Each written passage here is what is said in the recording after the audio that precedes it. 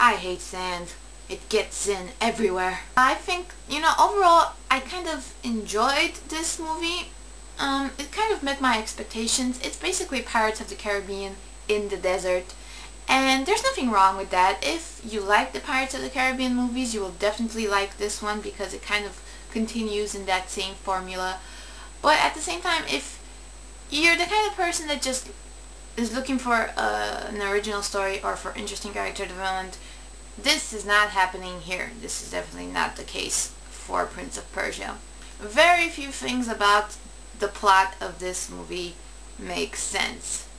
This is the most complicated overthrowing since goddamn Emperor Palpatine tried to take over the Republic. There are so many things that could go wrong with the villain's plan in this movie that you'd think, wouldn't it be easier if he just pushed some people down the stairs? Lots of exposition, lots and lots of exposition. You are fed a lot of information, but you are fed so much information to the point where things don't turn out the way you expect them to turn out, because they kind of go into this big deal about, oh my god, if this happens, it's the end of the world.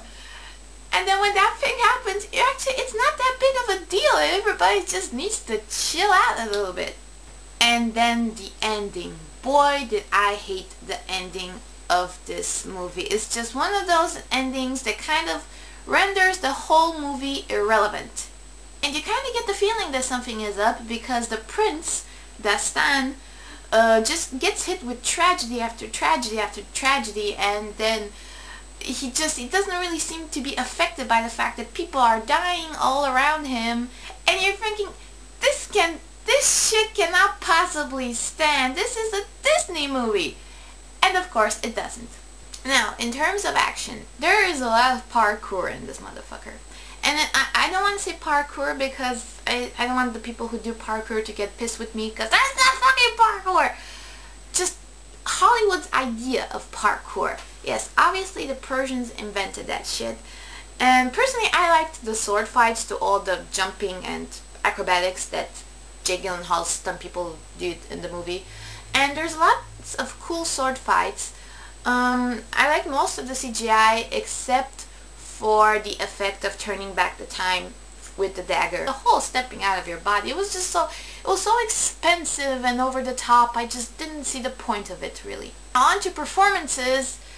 I just have to say that Jake Gyllenhaal deserves a goddamn golden raspberry for his accent in this movie. It's just a terrible British accent, and it's made worse by the fact that the movie is filled with genuine British actors. And these actors are delivering their lines like, and then in comes the redneck prince of parkour, who is like, just trying to squeeze out just a little bit more inflection, just punch in those R's, sound British, damn it. But I have to say that Jake Gyllenhaal and Gemma Arterton are so pretty. And it's like, nobody else is allowed to be pretty in this movie, because Dastan, the prince, has some brothers, but they're not all that attractive. I will say that Toby Kebbell is very interesting looking, but he is not attractive. And not to say anything about Ben Kingsley, because, man, that guy can wear some eyeliner. Eyeliner looks so good on Ben Kingsley. But if there was one character that I despise in this movie, it's the character of Sheikh Amar, played by Alfred Molina. Sheikh Amar is the goddamn Jar Jar Binks of this movie. He only has like 2 jokes, and he tells them over and over and over again, man, I hate taxes. Did I ever tell you the story about the Nimbaka tribe? But I do hate taxes. Want to know why I don't pay taxes? It's not because of the Nimbaka tribe, it's because I hate taxes. So in conclusion, Prince of Persia follows the Pirates formula very faithfully. So much so that it kind of loses its own personality. But if nothing else, this looks so good. It looks like an expensive movie, and we have to remember that this is a movie based on a video game.